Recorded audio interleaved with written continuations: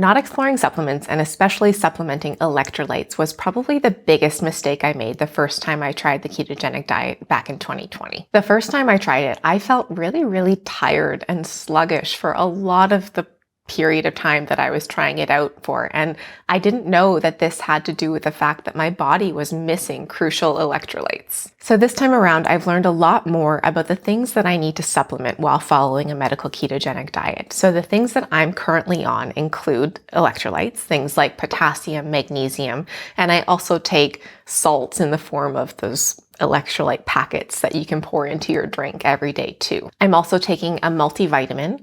I'm taking acetyl L Carnitine. I'm taking vitamin D. I'm taking glycine and NAC, which is short for, I think, what's called N-acetylcysteine. And I'm also taking ashwagandha. Now, not all of these supplements that I just listed out specifically have to do with being on a medical keto diet. Some of them are things that I've just read enough evidence that indicate that they're effective in the treatment of or management of schizophrenia that I wanted to give them a try.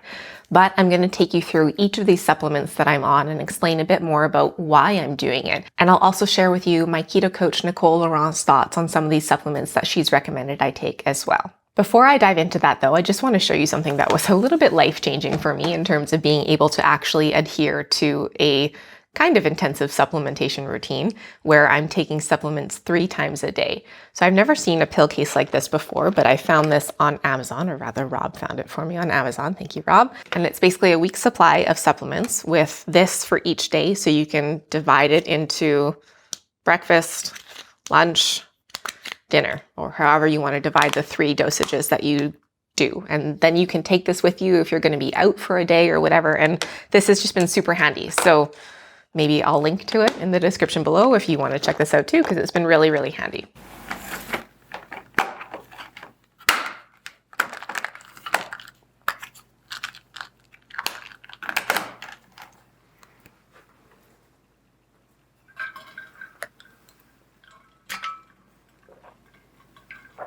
I have to do them 2 at a time because I'm a bit of a baby.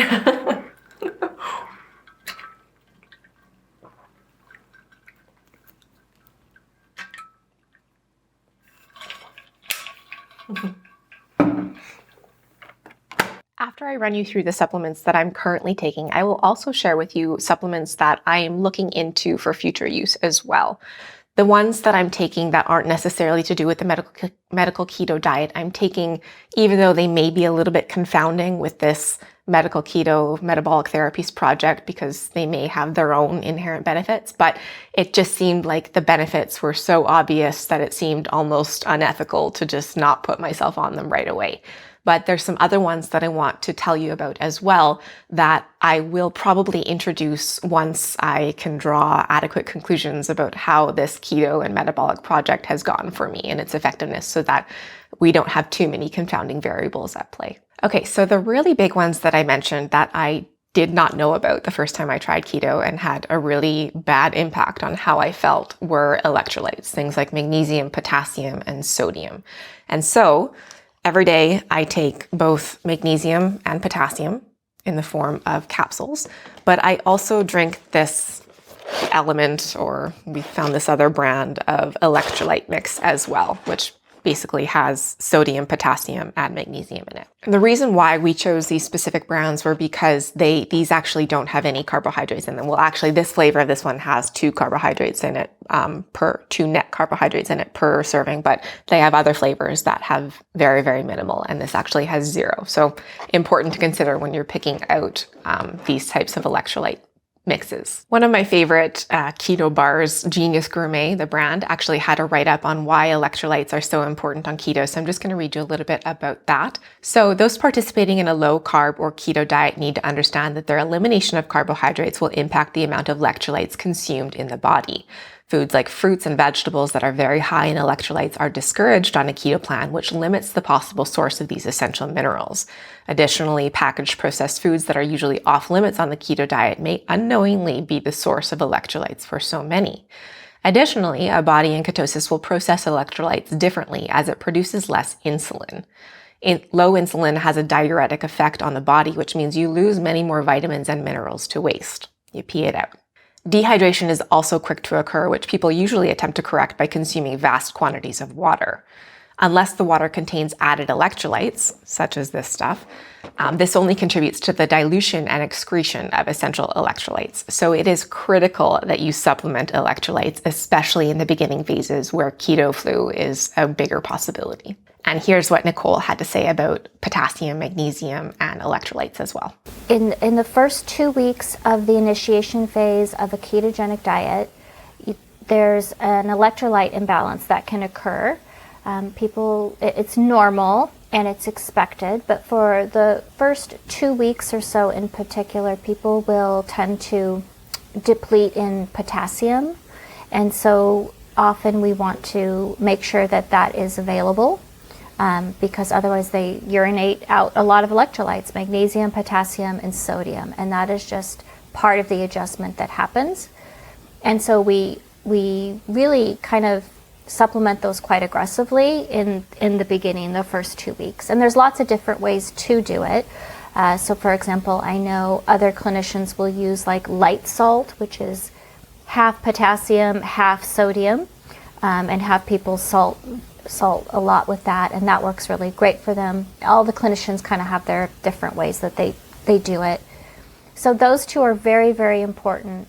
And the other reason, besides the whole initiation phase of the ketogenic diet, we find that most people are magnesium insufficient or deficient and don't know it.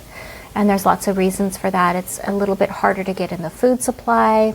There's all kinds of ideas about why that's happening, but it's just so important for brain health and your body's ability to create enzymes that it needs. It's such a low-hanging fruit for people to feel better. The next one that I take every day is Acetyl L Carnitine.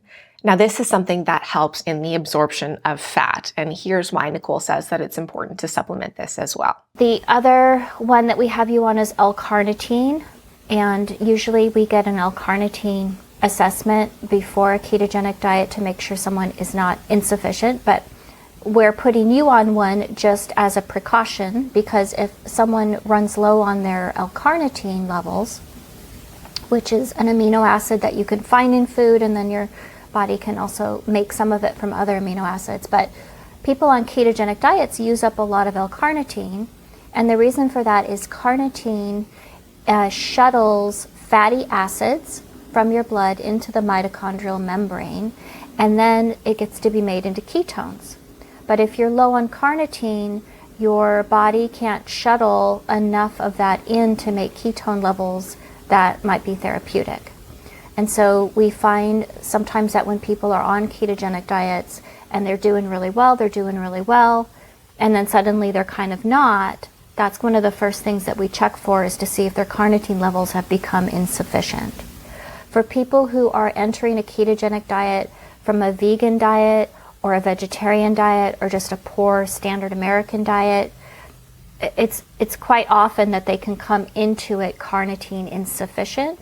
And that can, you're doing this ketogenic diet, you're doing all this work, and you're testing your ketones, and your ketones just won't get very high.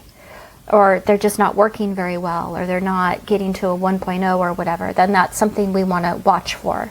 The next one that I'm taking every day is vitamin D. I just take one of these drops per day, and I believe there's about 2,500 units of vitamin D per drop. And I wasn't taking this when I originally talked to Nicole, and she shared with me more about why it's important to take it. And especially since I live so far north and north of the equator, we don't see a lot of sunlight, especially in the winter months. And so it's very, very important to supplement vitamin D as well for mood benefits. The next supplement that I take is a multivitamin. And Nicole recommended specific ones that have a specific quantity of different minerals or vitamins or whatnot components to it. And so this is what Nicole had to say about looking for a specific multivitamin and why it's important to supplement as well. The multivitamin, so let me be clear, we don't have you on a multivitamin because a ketogenic diet is micronutrient deficient or insufficient in any way. So I have a training in functional nutrition, and I promise you there is no perfect diet in which supplementation is not useful or helpful in any way, shape, or form.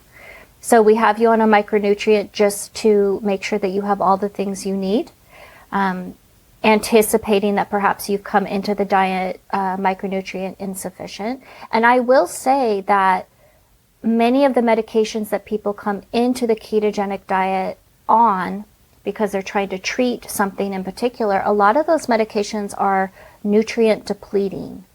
So, psychiatric medications deplete micronutrients, stimulant medications for ADHD cause micronutrient insufficiency syndromes, hormonal birth control will deplete micronutrients, and a lot of people just aren't aware of that. So I'm going to put my money on the people I'm working with are likely micronutrient insufficient to some degree, and that's why we put them on a supplement. It's not because you're going to become selenium deficient on your ketogenic diet or anything like that. The reason we have you on a multivitamin and those other things too is because you're rebuilding your brain.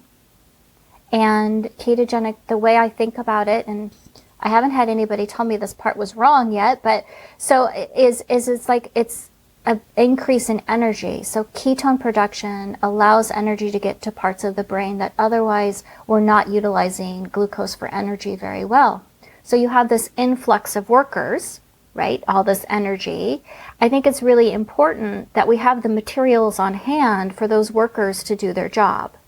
And so that's another really important reason why I think having you on a good quality micronutrient is so important, or a multivitamin and those other things is really important.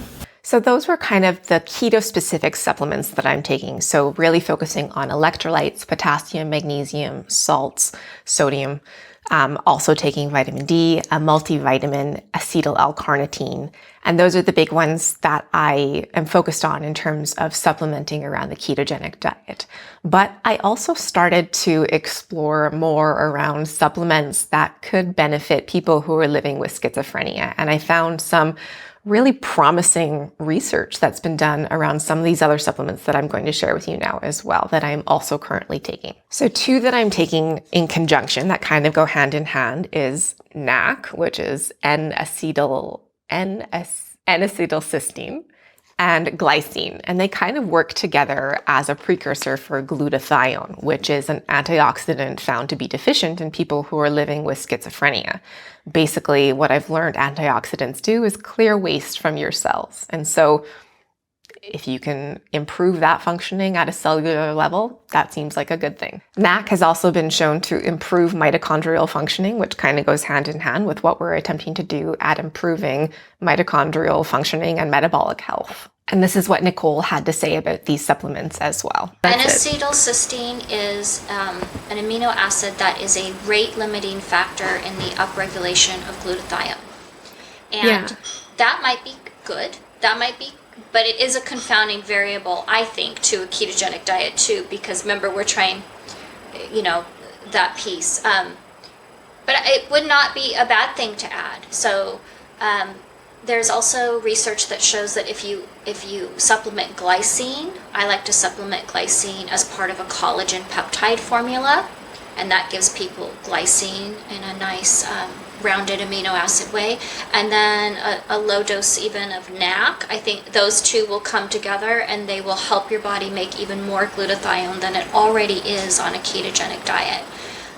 Which can be good for is great for brain healing and is great for athletic performance too. That we were reading about it as having antipsychotic effects for people with psychosis. Yeah, it's been studied. And that makes sense, right? Because glutathione is the mop by which your body cleans up the mess that happens due to reactive oxygen species. So it's like you have more cleaning that can go on. And if some people don't have a lot of amino acids or they're low on amino acids, then N-acetylcysteine and glycine together can be a really good combination.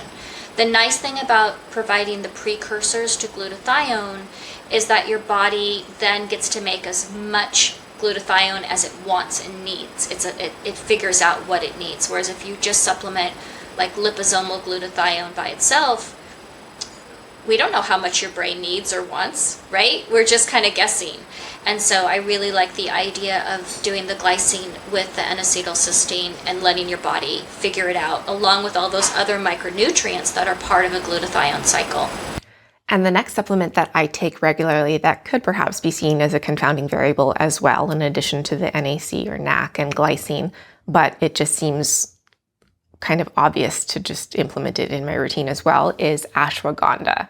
This has been shown to help reduce symptoms in people who are living with schizophrenia in a randomized double-blind placebo-controlled study. So there is reasonable evidence that exists that this supplement, ashwagandha, can help with schizophrenia symptoms. So that is all the supplements that I take. And I think it's also really, really important to just highlight the fact that I am still taking antipsychotic medication as well. I have not just scrapped that and gone with just supplements and the keto diet. Antipsychotic medication is still a part of my regimen. I am slowly tapering down, and that is feeling okay and like a positive change. But I just want to clarify that I did not just go cold turkey off my medications and throw in these supplements as a means of replacing the medications that I was on. So again, that is all the supplements that I'm currently taking, but there are some additional supplements that have shown promising results or potential benefits in the treatment or in the management of schizophrenia symptoms. My plan is to wait at least 6 months trying the ketogenic diet and metabolic therapies to kind of see how that's affecting me and, where I'm at with that before I introduce these other potentially confounding variables. But I think that they're worth a shot down the line. So the ones that I'm looking at implementing into my own regimen are methylfolate, ginkgo biloba, sarcosine, which actually I've seen a few of you mention in comments as well as something to try out. Omega-3 fatty acids. I do try to consume these naturally, but probably could do with a lot more. And we probably do need to introduce a lot more fish into our diet as well to get more of this. Lion's mane. And I'm not sure if this is directly related to treating or managing schizophrenia symptoms, but something else that I'm curious about is probiotics and, the effects or the interplay of gut microbiome. That's becoming a lot more talked about in the sphere of mental illness or just of chronic illness in general. And so I'd be interested in exploring that a little bit more as well. I didn't go in depth into why each of these supplements is on my radar, but if you just Google the name of them and schizophrenia, you will find the research or the evidence or the ideas that it may be helpful. So that is a general overview of what I'm taking for supplements while on the ketogenic diet. And again, it's something that I really overlooked the first time around to my detriment. And this time around, making sure I'm getting adequate supplementation has been game-changing and is really something that I encourage you to look into if you're looking at doing the medical ketogenic diet. So thank you so much for watching. And as always, wishing you and your loved ones good health. We'll see you in the next one. Bye.